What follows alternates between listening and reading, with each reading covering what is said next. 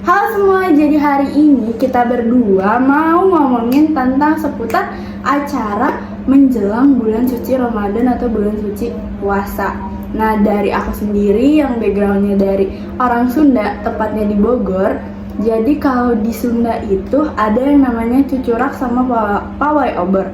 Nah, cucurak ini itu kayak kita gelar daun pisang dulu, baru dikasih nasi, ayam, tahu, tempe, lalaban.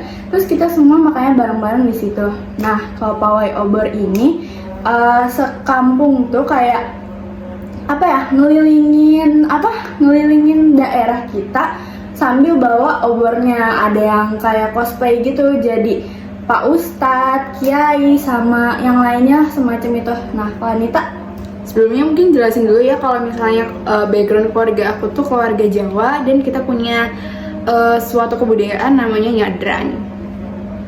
nah kalau nyadran itu sama gak sih sama cucurak?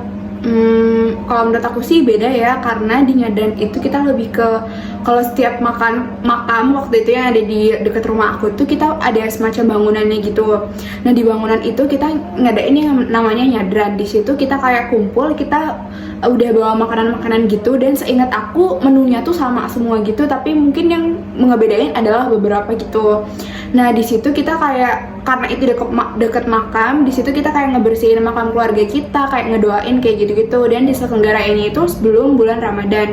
Dan di situ nanti kita bakal kayak bagi-bagi makanan gitu. Nanti makanan yang udah kita bawa kita kayak gilirin ke yang lain, nanti pulangnya kita bawa makanan. Jadi kayak kalau tadi itu cucura kan makan bareng gitu ya.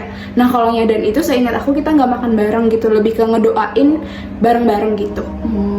Berarti dari sini kita tahu dong kalau setiap daerah itu punya acara atau budayanya masing-masing untuk mempersiapkan bulan suci puasa ini. Nah, ada satu lagi nih, kayak kan lo dari ini ya, dari budaya Jawa.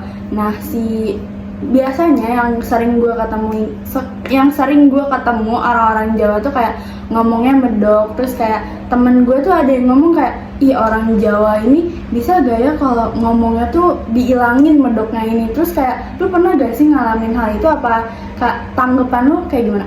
Kalau secara personal sih gue nggak pernah ya, karena mungkin gue tipe yang bukan kalau bicara itu bawa medoknya, tapi pasti gue yakin banget banyak banget orang-orang Jawa yang misalnya pindah ke Jakarta gitu tetap ada aksen kayak medoknya gitu. Dan menurut gue itu kayak nggak apa-apa sih, karena kan kalau kita ngomong itu kan kebiasaan kita dari kecil kita udah kebiasa ngomong bahasa Jawa. Terus ketika kita pindah berarti kan kita membiasakan bahasa baru atau kayak aksen baru gitu, pasti ada aja kayak aksen-aksen yang kayak medok itu ke bawah gitu. Jadi menurut gue itu common sih buat orang-orang Jawa yang pindah ke kota lain gitu. Berarti hal itu kayak wajar gak sih? Soalnya kan budaya masing-masing dari kita kan pasti punya ciri khasnya masing-masing. Mungkin dari aku sama Anita cukup segitu aja. Terima kasih. Jadi dari pembahasan saya dan teman saya kemarin dapat dikatakan bahwa identitas sosial memiliki beragam jenisnya. Salah satunya etnik, yang kebetulan saya dari suku Sunda dan teman saya suku Jawa. Jadi ada perbedaan dalam kegiatan-kegiatan sebelum menjelang bulan suci Ramadan. Ada yang kalau di Sunda kebetulan itu ada cucurak, dan kemudian di suku Jawa ada yang namanya nyadran. Kemudian hal ini masih berkaitan dengan adanya perbedaan bahasa dalam budaya, yaitu suku Jawa memiliki aksen yang lebih terkesan medok, dan kalau suku Sunda memiliki aksen yang dapat dikatakan itu lebih lembut. Kemudian dapat disimpulkan bahwa komunikasi antar budaya ini bukan menjadi penghalang untuk kita saling berinteraksi satu sama lain, meskipun memiliki latar belakang yang berbeda.